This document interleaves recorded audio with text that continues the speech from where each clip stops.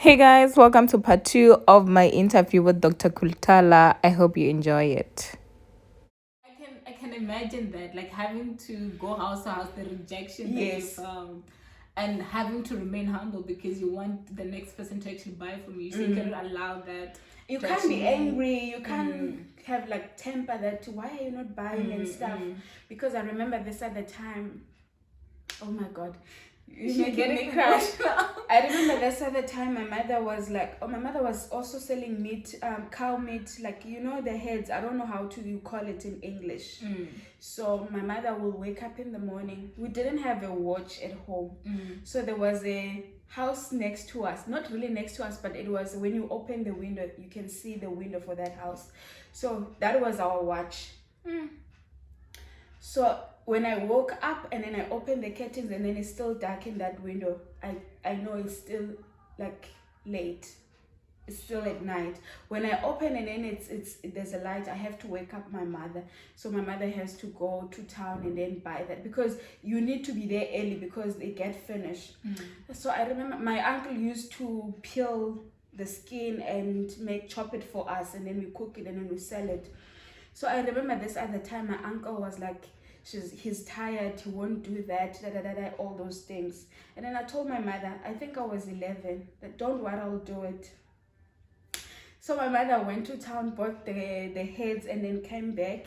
And then I took a knife and then I peel off the skin. I took the axe and then I chop it and then I cook it. When my mother came back, how everything it's done, I'm like, yeah, I told you that I will do it because I've been watching him how he does it.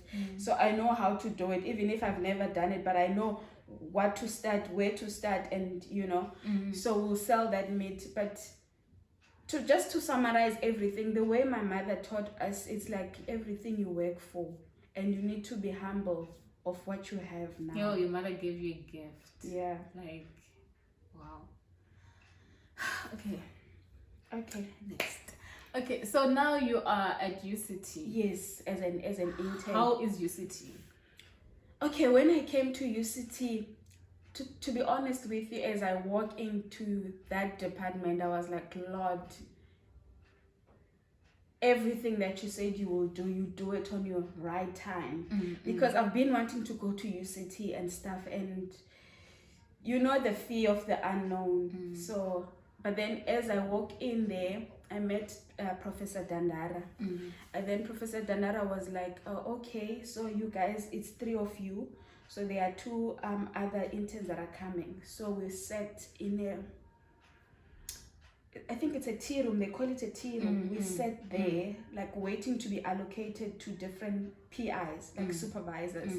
So we're sitting there, and then people are just passing, they're still having a big discussion. I had an honors, and then this other guy had an honors, but this other lady has like a degree. Apparently my PI said he doesn't want someone who doesn't have a honors.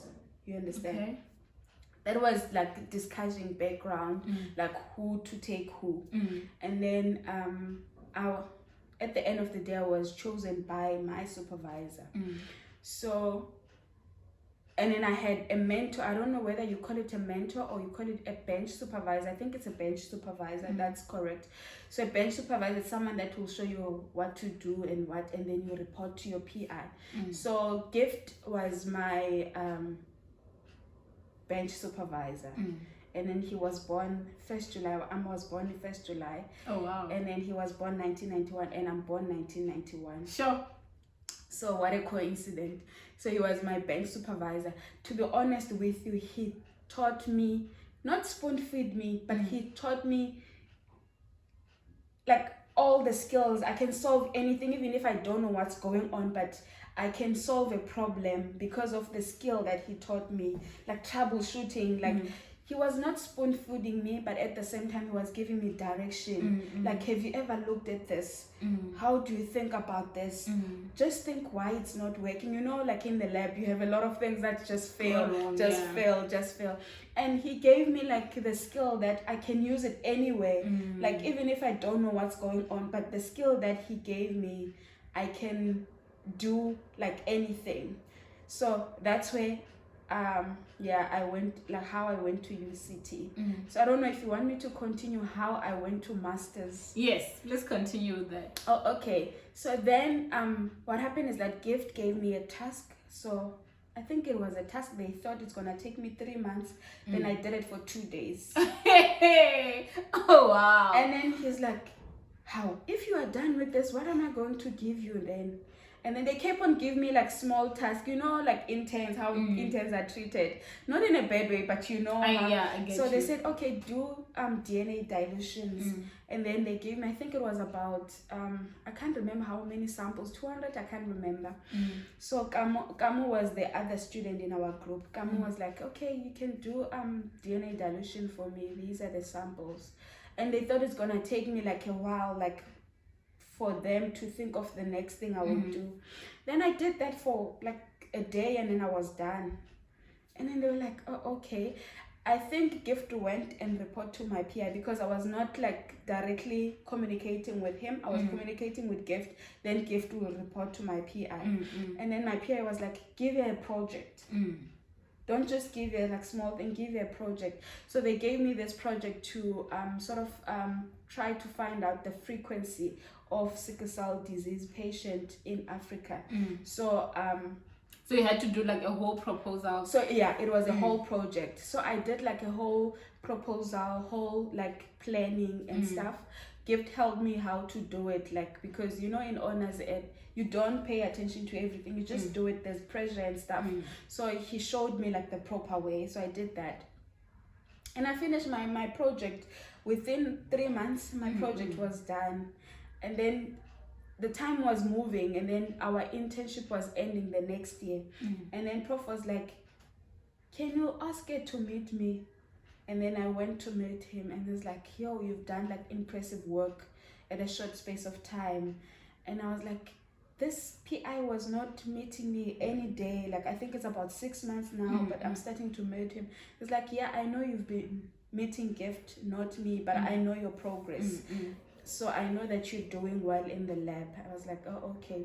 But then now, you know, the pressure of me studying, not giving money to my family. And then I was thinking that, you know what, after my master's, I think after my internship, I think I should go look for a job. That's what I just need to do, because I think what I'm looking for, it's not there for me, because I'm struggling financially. It's not like I'm struggling in a way that my sister would like, we don't have money, but the money, I can't send enough money at home, because internship, you know, you don't get a lot, and I'm renting and I have to buy food and how did you manage that?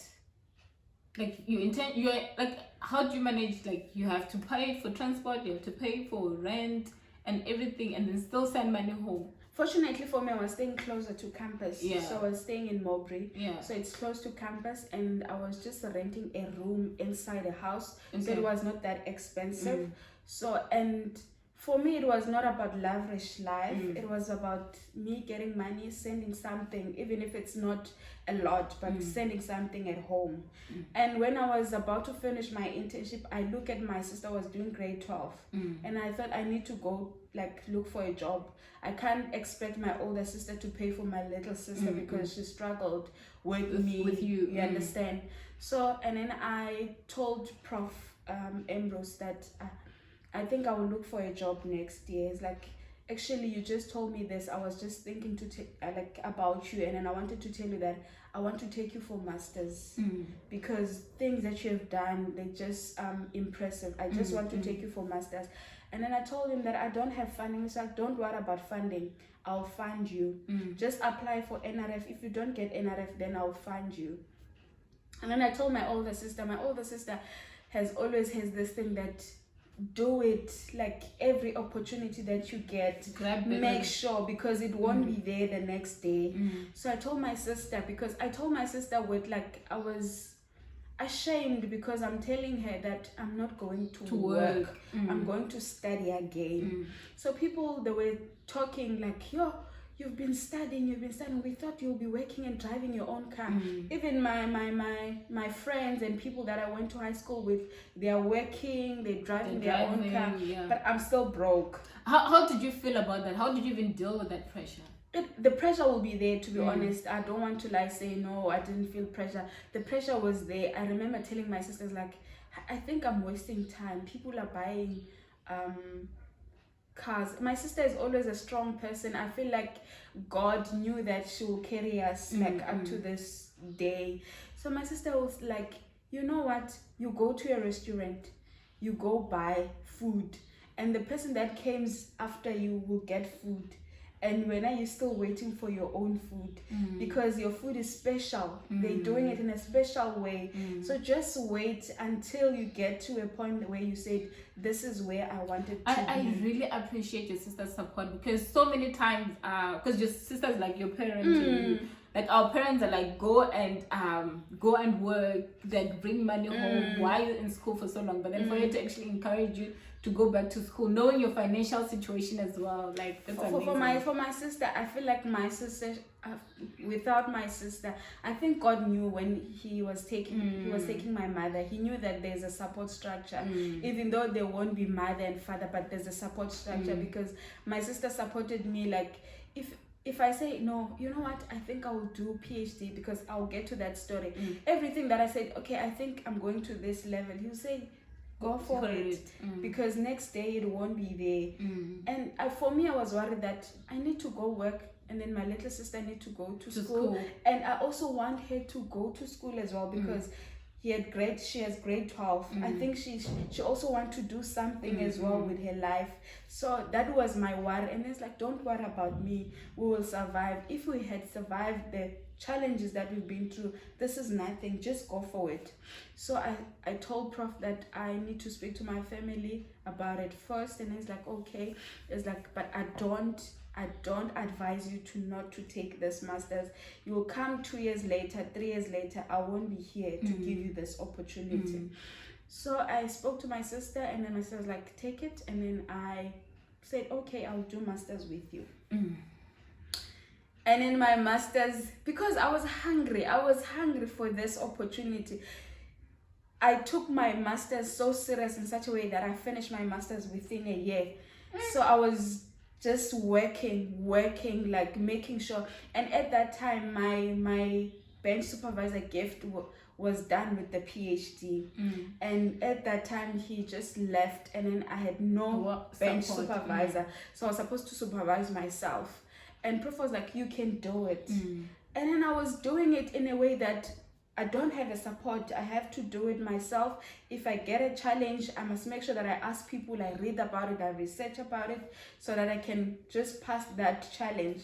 So I finished my master's within a year, and then my supervisor was like, you just have to upgrade to PhD. This is a lot of work that you've done already, that you, like the basic of the work. Because to see that my work and other people's work in a group that were very important is Prof, even now when he present like in big conferences, he always use our data like as a basic of what we have now currently in a group.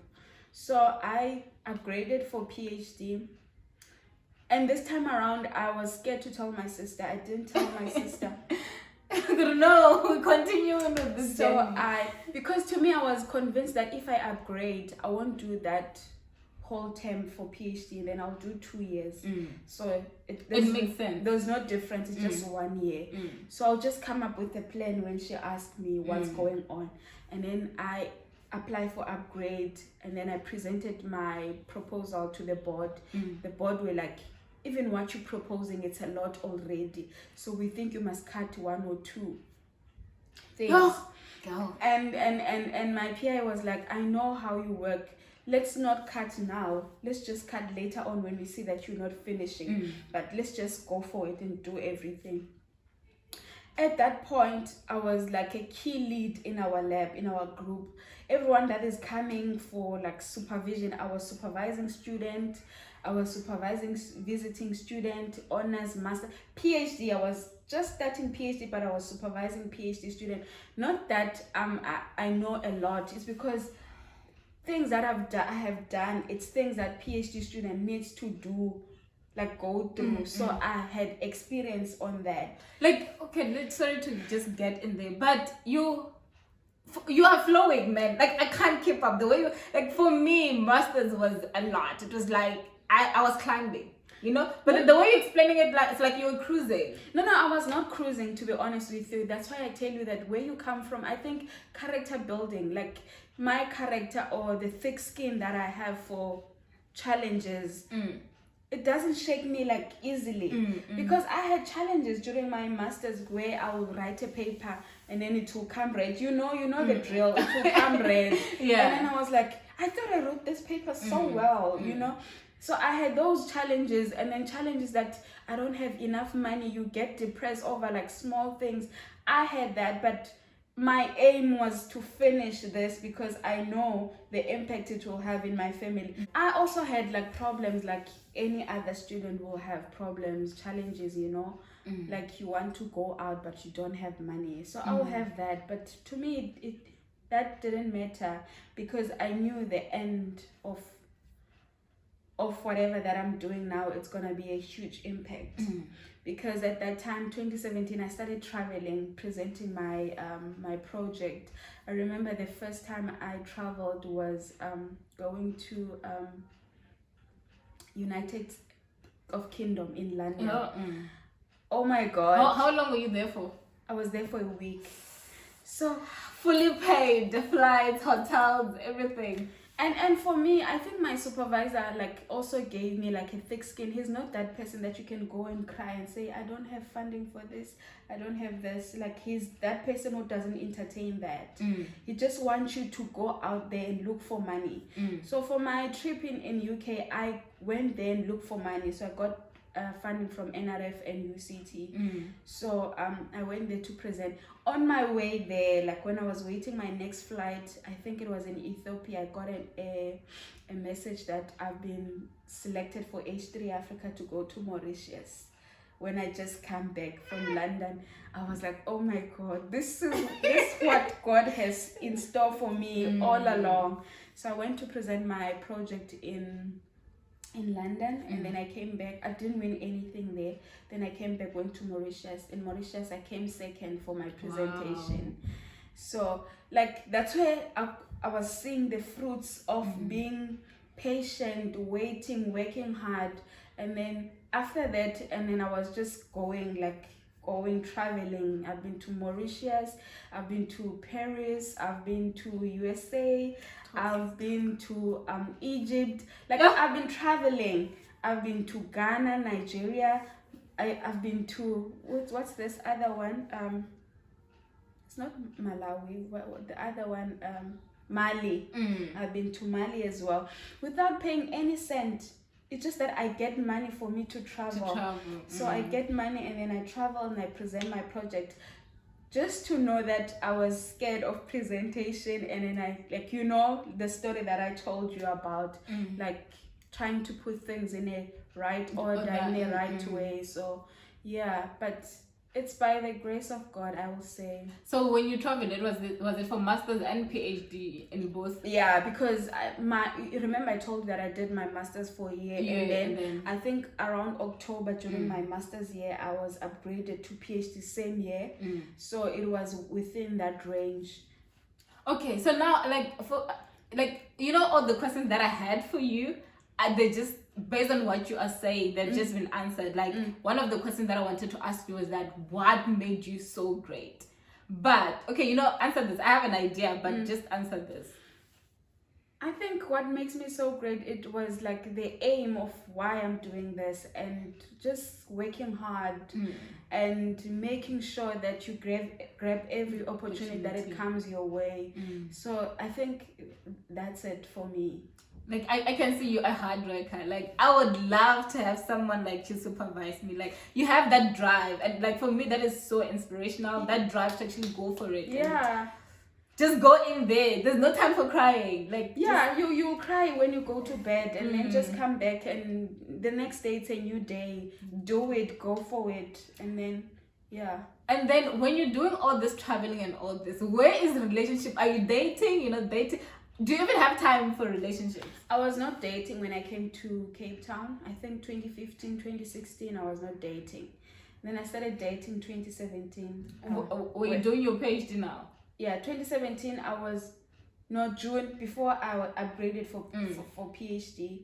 So that's where I met my husband, and then we started going out, and then I dated him, like I think it was June.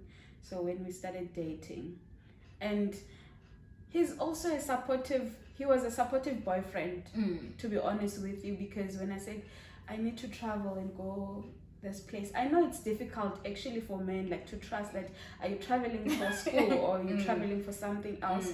But then he was so supportive in a way that he will understand, but I'll have to explain to him like what is my career, what's going on with my career, so that it's easy for him to understand what's going on. So that's where I started dating him.